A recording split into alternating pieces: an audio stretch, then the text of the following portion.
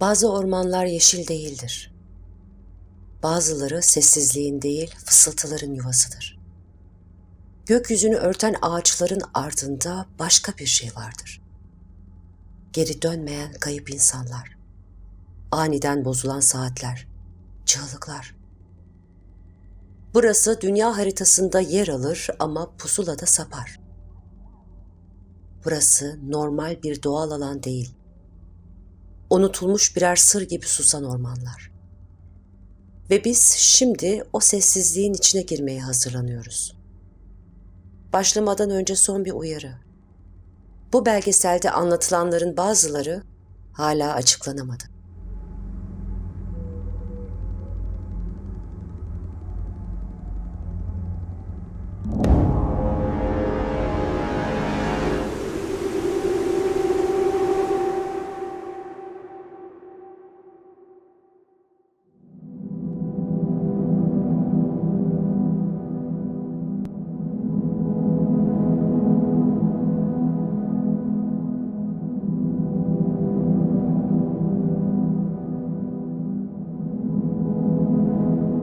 Aokigahara Ormanı, Japonya'nın Honshu adasında Fuji Dağı'nın kuzeybatı yamacında adeta toprağa çöreklenmiş 35 kilometre karelik karanlık bir örtüdür.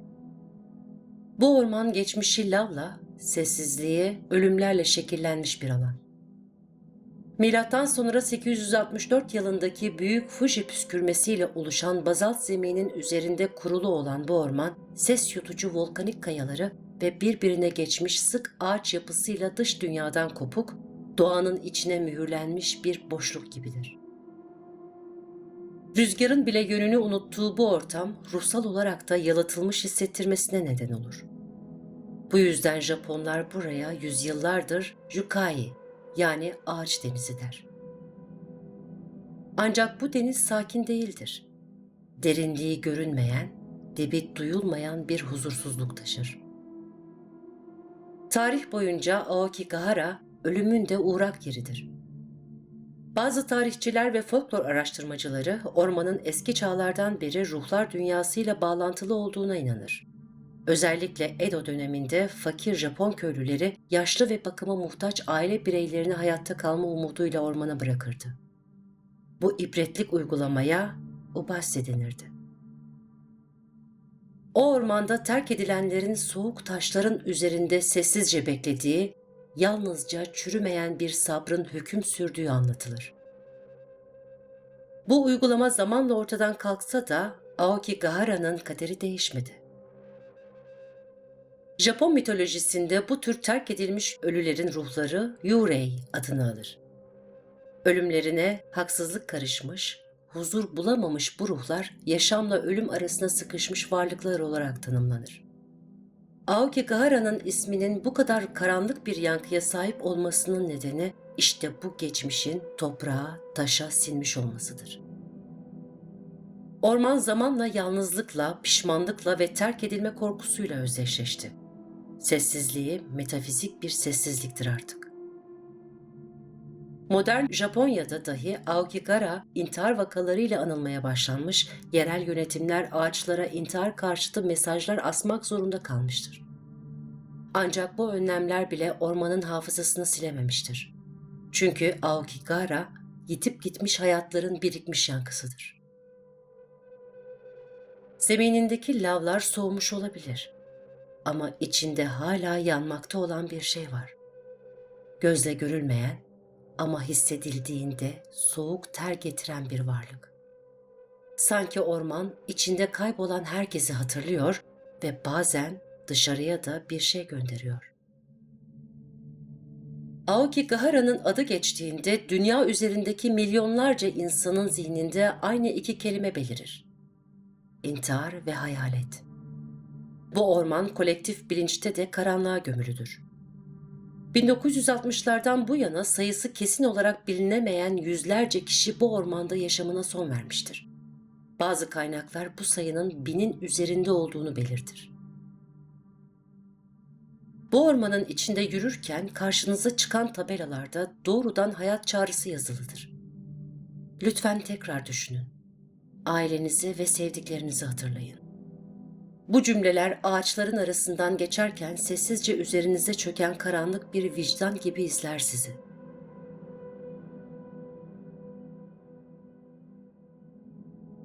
Japon halk inancına göre trajik ve huzursuz ölümler bedenin terk ettiği yerde sabitlenen yüreğilere yol açar. Aokigahara bu öfkeli ruhlarla, hayaletlerle dolu sayılır. Gece vakti ormanda ilerleyenlerin beyaz silüetler gördüklerine, kulaklarına fısıltılar geldiğine, üzerlerine çöken bir kasvetin gözle değil içsel olarak hissedildiğine dair sayısız anlatı vardır. Hatta bazı tanıklar bir yüreğinin kendilerine seslendiğini, gönlerini kaybettirdiğini ve onları ormanın derinliklerine doğru sürüklediğini ifade etmiştir. Bu anlatılar sadece hayal gücü ürünü gibi görülse de ormanda kaybolan insanların bir kısmı kurtarıldıktan sonra birinin ya da bir şeyin kendilerini çağırdığını söylemiştir. Bu ormanın sadece ölüleri çekmediğini, yaşayanlara da bir tür cazibe uyguladığını düşündürür. Doğaüstü anlatılar sadece hayaletlerle sınırlı değildir. Bazı bölgelerde pusulaların bozulduğu, ibrelerin rastgele dönmeye başladığı ve yön bulmanın imkansızlaştığı söylenir. Bilimsel testler pusulanın lav tabakasına çok yaklaştırıldığında hafif sapma gösterdiğini doğrulamıştır. Fakat elde tutulan yükseklikte pusulalar normal çalışmaktadır. Yine de yön kaybı yaşandığı kesindir ve bu durumun psikolojik, çevresel ve elektromanyetik etkilerin birleşimiyle ortaya çıktığı düşünülür. Bu yüzden ormana giren bazı ziyaretçiler geri dönüş yollarını kaybetmemek için ağaçlara renkli ipler veya bantlar bağlar.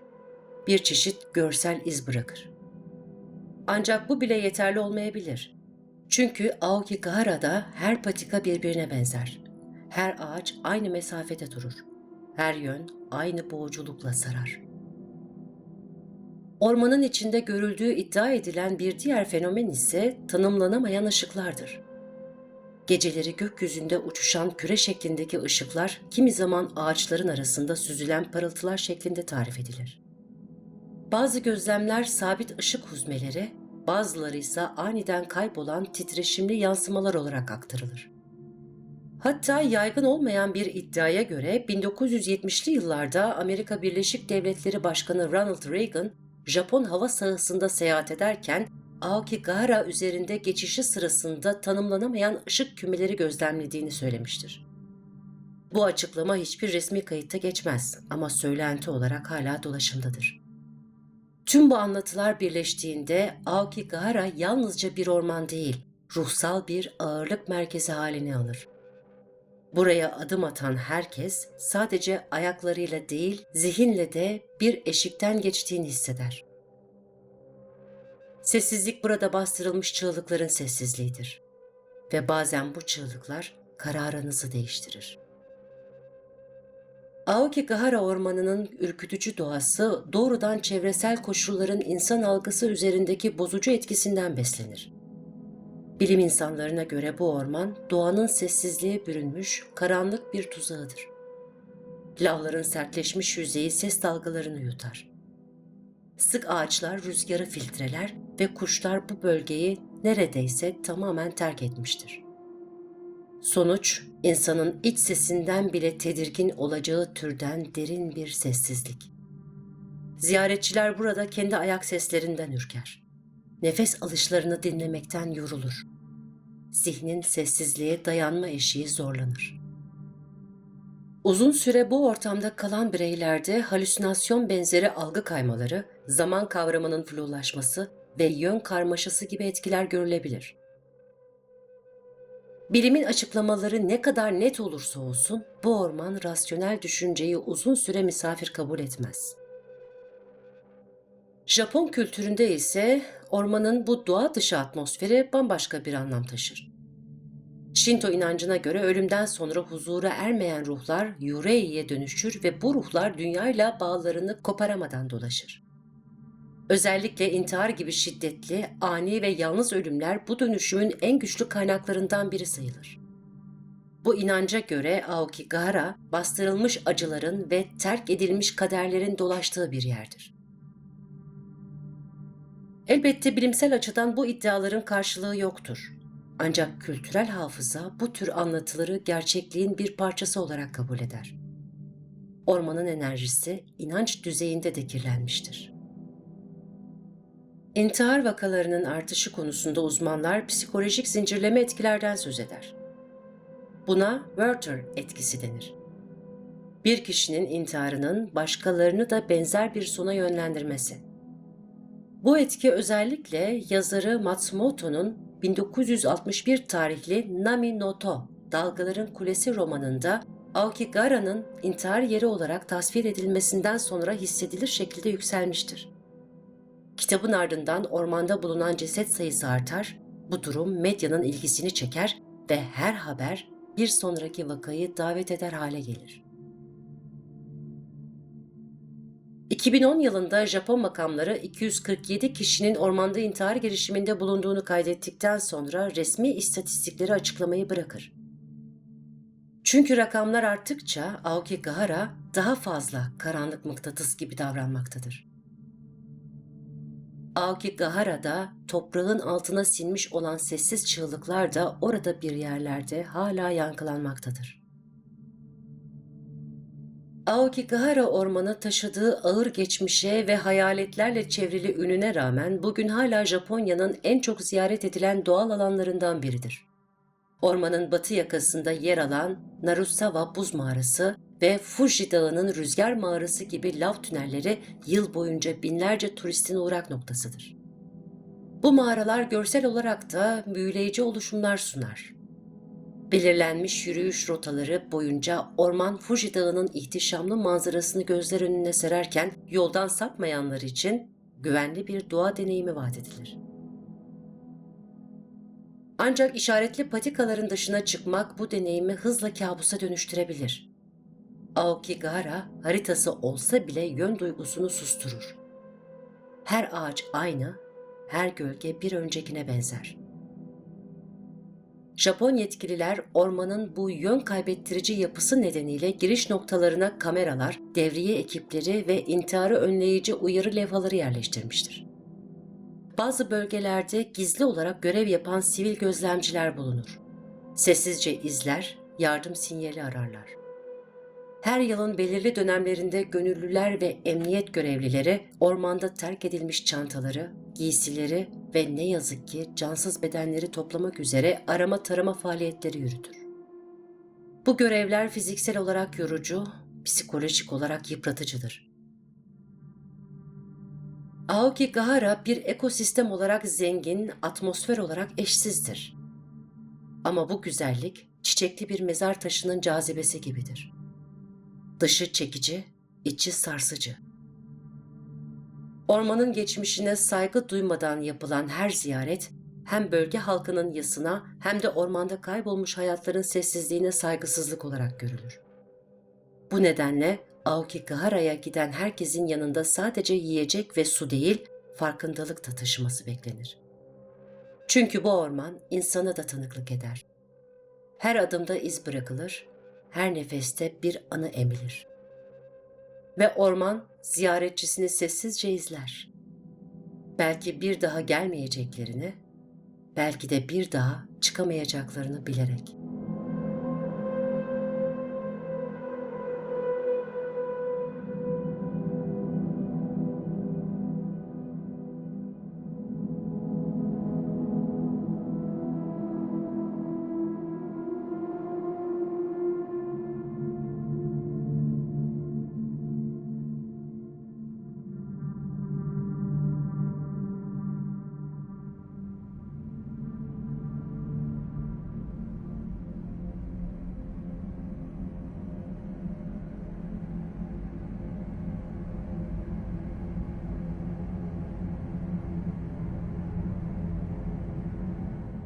Kara orman Almanya'nın güneybatısında Baden-Württemberg sınırları içinde karanlık bir sırt gibi uzanır.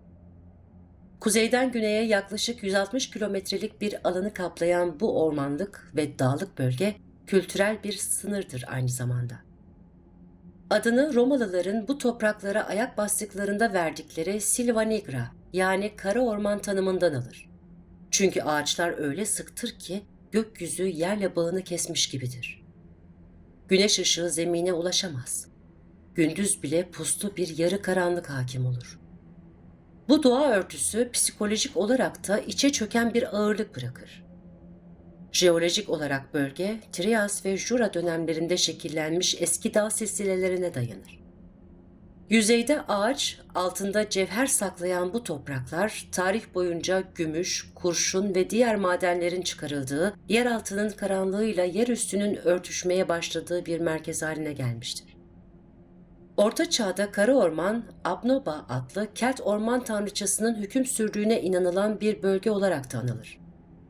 Bu yüzden bölgeye bir dönem Abnoba Mounds adı verilmiştir.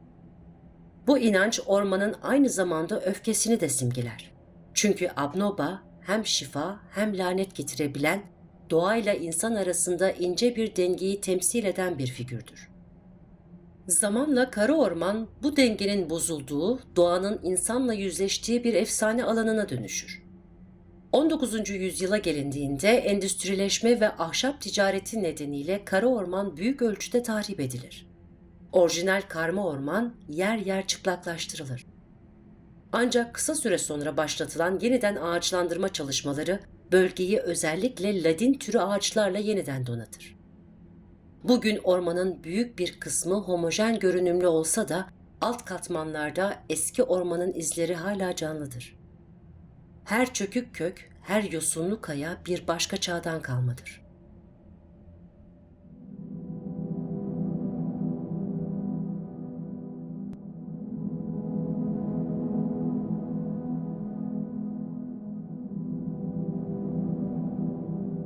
Kara Orman sadece bir doğa alanı değil, Almanya'nın kültürel hafızasıdır.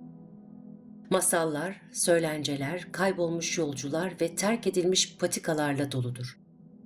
Grimm kardeşlerin masallarında yankılanan sesler aslında bu ormanın loş patikalarından gelir. Zaman içinde doğanın yalnızlığıyla insanın hayal gücü birleşmiş, mitolojik bir gölge düşmüştür. Kara Orman bugün turistler, doğa yürüyüşçüleri ve tarih meraklıları için bir cazibe merkezi olsa da binlerce yıldır taşıdığı karanlık hafıza hala derinlerde saklı durur. Ve bazen rüzgarın taşıdığı bir uğultuyla yeniden yüzeye çıkar. Kara Orman teknik olarak perili ilan edilmemiş olabilir ama onunla ilgili anlatılanlar sıradan bir ormandan çok daha fazlasını fısıldar. Yüzyıllar boyunca bu kadim topraklar uğursuz sessizliklerin ve geceleri şekil değiştiren söylencilerin kaynağı haline gelmiştir. Bölge folklorunda en çok anlatılan figürlerden biri başı olmayan süvaridir. Bu hayalet silüet, beyaz bir atın üzerinde geceleri ağaçların arasında sessizce dolaşır. Ne nal sesi bırakır, ne gölge. Onu görenler ya hafızalarını yitirir ya da geri dönemez. Süvarinin kim olduğu bilinmez ama ardında bıraktığı soğukluk hala hissedilir. Diğer bir yaygın efsane, ormanın kalbinde hüküm sürdüğü söylenen Orman Kralı'na ait. Bu doğaüstü varlık ay ışığında Mumelsi Gölü'nün derinliklerinden çıkar.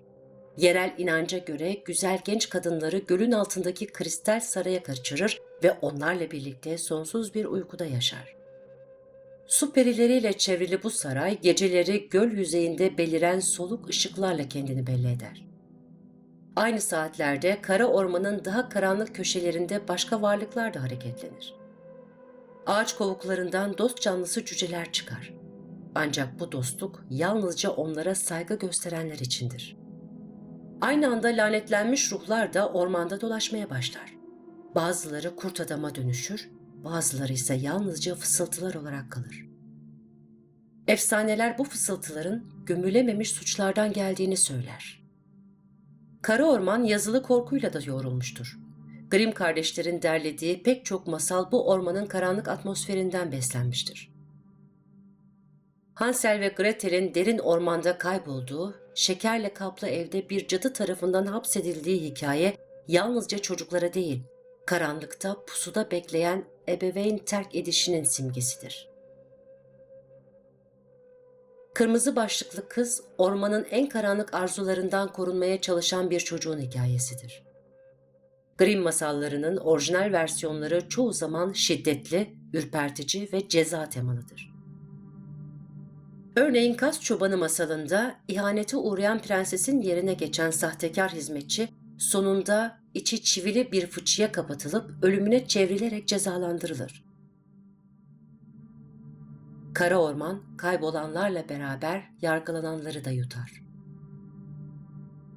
Modern dönem ise bu karanlık mirası dijital çağın korkularıyla birleştirmiştir.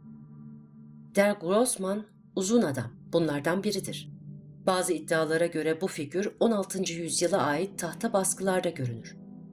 Uzun kolları, ifadesiz yüzü ve insan vücudunu saran şekilsiz yapısıyla ormanda çocukları gözetlediği, kurbanlarını sessizce ormana çektiği anlatılır. Ebeveynler yaramaz çocuklarını "Gece Grossman gelir, seni kara ormana götürür" diyerek korkuturdu.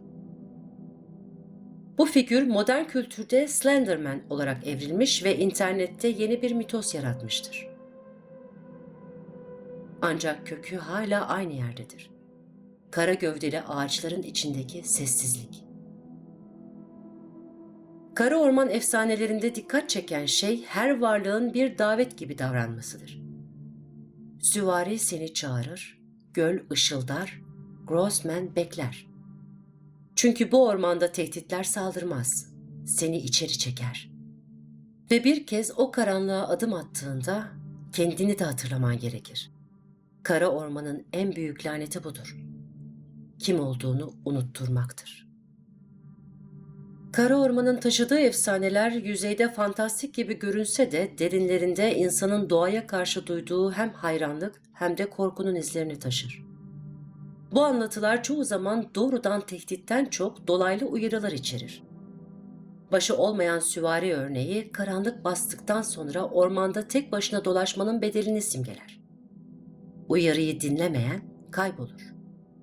Orman kralı ve su perileriyle ilgili hikayeler, Mammalsey gibi derin ve tehlikeli göllerde yüzmenin ölümcül olabileceğini çarpıcı bir şekilde hatırlatır. Efsanevi figürlerin doğa unsurlarına bağlı olması tesadüf değil. Bu anlatılar hem çevresel riskleri somutlaştırır hem de doğaya saygıyı öğretir. Kurt adamlar, cadılar, gizemli cüceler, tümü insanı doğa sınırlarında tutmak için şekillendirilmiş sembollerdir. Çünkü kara orman mantık da kaybettirebilir. Bu hikayelerin bilimsel bir temeli yoktur ama onların etkisi hafızayla ölçülür. Özellikle kırsal bölgelerde Waldgeister yani orman ruhları kavramı yüzyıllarca gerçek kabul edilmiştir.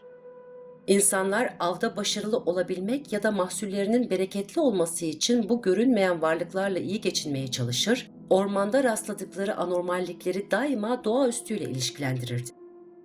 Rüzgarın ani yön değiştirmesi, ağaç dallarının birbirine çarparken çıkardığı tiz ses, gölgelerin sürekli yer değiştirmesi, tüm bunlar kara ormanda birer işaret olarak görülürdü. Günümüzde bu inançların büyük kısmı folklorik bir mirasa dönüşmüş olsa da bölgede büyümüş pek çok insan bu anlatıların çocukluklarında ciddi etkiler bıraktığını itiraf eder. Bilimsel açıklamalar ise doğanın psikoloji üzerindeki etkisine işaret eder. Kara ormanın yoğun ladin örtüsü yıl boyunca güneş ışığının zemine ulaşmasını engeller. Gün ortasında bile ormanda bir tür sabit alacakaranlık hakimdir. Bu görsel monokrom yapı özellikle uzun yürüyüşlerde zaman algısını bozar, mekansal hafızayı karıştırır. Ağaçların devrilmiş ya da bükülmüş gövdeleri gece görüş açısından insan silüetine benzer şekiller oluşturur. Rüzgarın ağaçlara çarptığında yarattığı sesler özellikle yalnız olan bireylerde korku reflekslerini tetikler. Bu sesler geçmiş yüzyıllarda ruhların fısıltısı ya da cadıların iniltileri olarak adlandırılmıştır. Doğanın fiziksel özellikleriyle insanın bilinçaltındaki korkular birleştiğinde efsaneler yalnızca anlatılmaz, deneyimlenir. Bu da kara ormanı zihinsel bir alan haline getirir. Masallar anlatılırken dinleyeni içine çeken bir karanlık vardır. Çünkü ormanın içindeki bu karanlık insanın içinde de yaşar. Kara orman efsanelerinin gücü onların gerçek gibi hissettirilmesindedir. Ve bu his mantığın hükmünü susturacak kadar köklüdür. Bugün hala ormanda yürüyen biri tüm bilimsel açıklamaları bilse bile aniden çıkan bir rüzgarla irkilir. Çünkü kara orman hikayelerin bittiği yerde değil, başladığı yerdedir. Kara orman bugün keşiflerin adresidir. 6000 kilometre kareyi aşan bu geniş doğa alanı Almanya'nın en popüler turizm bölgelerinden biri haline gelmiş, ormanın puslu efsaneleri yerini canlı patikalara ve neşeli kalabalıklara bırakmıştır.